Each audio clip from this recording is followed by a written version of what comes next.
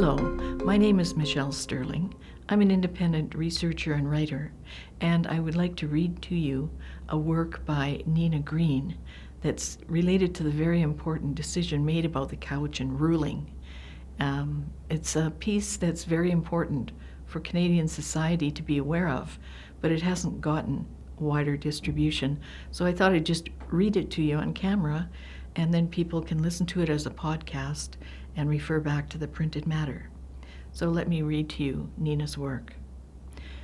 Was Madam Justice Young's declaration of Aboriginal title in the Cowichan decision based on lost original documents and findings of fact unsupported by evidence?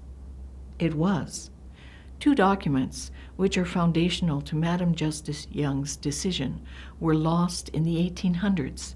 Sir James Douglas' 1853 journal, on which she relied to establish that Douglas engaged the honor of the Crown in a promise made to the Cowichan during a military expedition on Vancouver Island, and Lieutenant Aemilius Simpson's original manuscript chart of the lower Fraser River, on which she relied to establish the specific location of Cowitchen Villages in the area claimed by the Cowichan in Richmond on the BC mainland.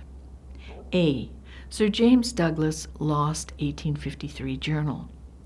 Sir James Douglas' original journal recounting his military expedition on Vancouver Island in January 1853 to apprehend two Indian murderers has been lost since 1878, when excerpts were transcribed in Victoria, BC by Thomas H. Long, an employee of the American historian and book collector Hubert Howe Bancroft. Madam Justice Young relied on Douglas' 1853 journal to establish a key finding in the Cowichan decision. The finding that Douglas recorded in a 7th of January 1853 entry in his journal that while apprehending a Cowichan murderer, he told the assembled Cowichan that, quote, Her Majesty the Queen had given me a special charge to treat them with justice and humanity, end quote, and that by this promise he engaged the honor of the Crown, which was breached by the Crown's failure in 1861 to mark out a reserve at the Cowichan summer fishing village of the Clutinus on what is now Crown and privately owned land in Richmond, BC. The finding that Douglas engaged the honor of the Crown in his journal entry was of such importance to her decision that Madam Justice Young referred to Douglas' promise to treat the Cowichan with justice and humanity 17 times and used the phrase honor of the Crown almost 100 times. It is thus startling to note that Madam Justice Young failed to mention in her decision that the original 1853 journal on which she placed such reliance is lost and was last heard of in 1878. A misunderstanding of the facts regarding Douglas' speech to the Cowichan. Madam Justice Young also failed to mention another highly relevant fact in her decision, that Douglas' 7th of January 1853 journal entry did not record his actual words to the Cowichan. According to Lieutenant Moresby's eyewitness account, which is readily available but was inexplicably not mentioned during the trial, Douglas spoke to the Cowichan on the 7th of January 1853 in Chinook jargon, not in English. Chinook jargon is a very limited means of communication. It's an Indian trade language with a vocabulary of only about 700 words and has no words at all for abstract concepts such as justice and humanity. In February of 1878, Gilbert Sproat described it as a very untrustworthy medium for doing important business with the Indians.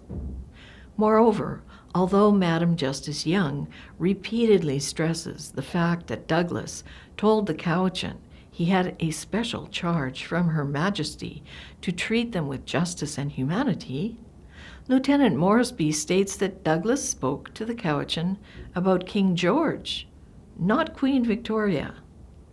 In consequence, Douglas' 7th of January 1853 entry in his long-lost original journal was merely a very imperfect paraphrase of what he actually said in his speech to the Cowichan in Chinook jargon, and a completely unreliable evidentiary basis for a judicial finding that Douglas engaged the honor of the Crown in that speech. The importance of Madam Justice Young's finding that Douglas engaged the honor of the Crown in his speech to the Cowichan cannot be overestimated, as it underpins her declaration of Aboriginal title over the Cowichan claim lands in Richmond. Since her finding that the honor of the Crown was engaged and was based on a lost document, and her erroneous finding of fact that Douglas spoke to the Cowichan in English, the only remedy is a new trial, in which the claim that the honor of the Crown was engaged can be evaluated on a proper evidentiary basis. B. Lieutenant Aemilius Simpson's lost manuscript hydrographic chart of the Fraser River, allegedly pinpointing the location of the Cowitchen Villages within the Cowichan claim area in Richmond. In making the vitally important determination that the former Cowichan summer fishing village of Clutinus was located precisely within the 1846 acres claimed by the Cowichan in Richmond, BC, Madam Justice Young again relied on a lost document, 1,846 acres. In paragraph 773, she writes, "The 1827 Simpson sketch is of the south arm of the Fraser River and depicts the Cowichan villages on the south shore of Lulu Island, across from what appears to be Tilbury Island. Barnston recorded the toponym Cowicchen Villages and 3 adjacent clusters of 6 rectangles along the north bank of the south arm." Madam Justice Young speaks of the 1827 Simpson sketch in paragraph 773 as though the document introduced into evidence at the trial was Simpson's original manuscript chart. In fact, the records of the Hudson Bay Company archives in Winnipeg indicate that Simpson's original manuscript chart was lost more than a century ago.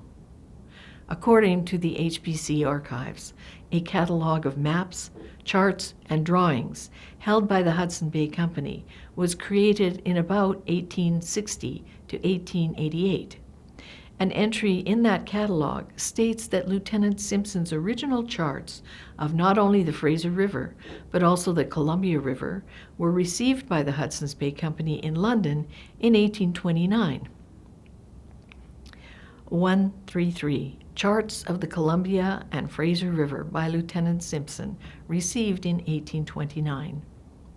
It's important to note that the foregoing entry in the Hudson Bay Company records states that the Simpsons' original manuscript charts of the Fraser and Columbia rivers were received in London in 1829, not 1827, and were attributed in the Hudson Bay Company catalog to Lieutenant Simpson alone, not to a collaboration between Simpson and Barnston. The HBC archives also advises that the entry for Lieutenant Simpson's original manuscript charts of the Columbia and Fraser Rivers and other entries in the catalog were marked with an X in pencil, and that the items so marked were sent at the time to the Aerosmith map firm. The HBC archives advises that Lieutenant Simpson's original manuscript chart of the Fraser River was never returned to the HBC by the Aerosmith firm, as the HBC archives has no further record of it. The HBC archivist states that Lieutenant Simpson's original manuscript chart is also discussed in Richard Ruggles' A Country So Interesting, the Hudson Bay Company, and 2 Centuries of Mapping, 1670 to 1870. and that Ruggles places Simpson's 1829 chart of the Fraser in Catalogue C, a list of HBC manuscript maps that have not been located. In pinpointing glutinous within the Cowichan claim area, Madam Justice Young was thus not relying on Lieutenant Simpson's original manuscript chart received in London in 1829, which is lost, but was instead relying on manuscript copies made at later dates by unknown persons. In her decision, she refers to the first of these manuscript copies as the 1827 sketch, or the 1827 Simpson sketch, and to the second as the 1833 manuscript. Madam Justice Young's reliance on these later manuscript copies in making the key finding of the fact that glutinous was located within the Cowichan claim area led her into speculation that Lieutenant Simpson and the Hudson's Bay Company clerk, George Barnston, collaborated on Simpson's original manuscript chart. These speculations are too complicated to enter into here. For the present, suffice to say that, as noted above, Simpson's original manuscript charts of the Fraser and Columbia Rivers were received in London in 1829, not 1827, and were attributed in the only primary source now available, the Hudson Bay Company Catalogue of circa 1860 to 1888, to Lieutenant Simpson alone, not to a collaboration between Simpson and Barnston. Summary.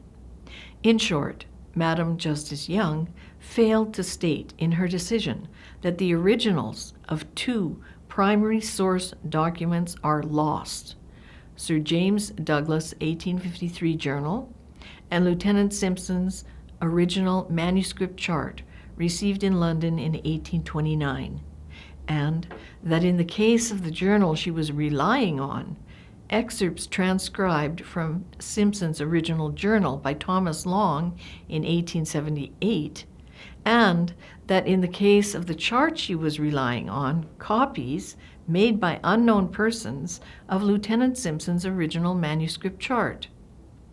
In addition to relying on lost documents, Madam Justice Young also made erroneous findings of fact.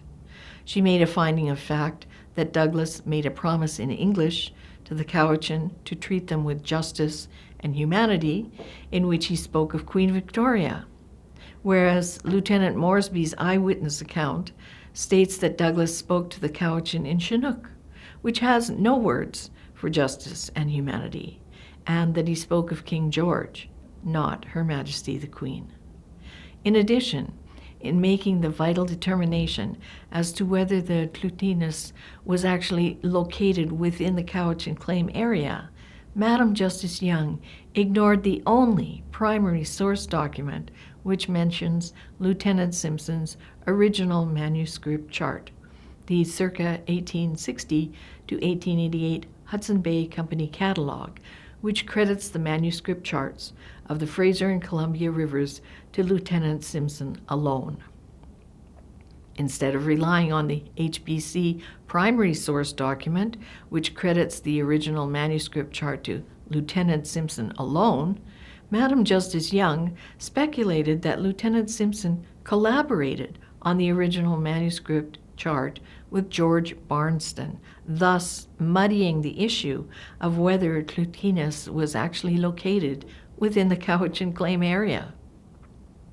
The Cowichan decision has sweeping ramifications for private property owners and for Crown land throughout British Columbia and across Canada, and it appears from the foregoing analysis that serious errors were made at trial. The only remedy is a new trial in which all the above relevant evidence can be fully taken into consideration by the trial judge. For an in-depth discussion of the issues in the Cowichan case, see the attached PowerPoint presentation. Thank you for listening to this presentation. Nina actually has a postscript. The BC court system needs to establish a new rule for reporting trial court decisions in Aboriginal title cases, which make extensive use of historical documents from archival sources.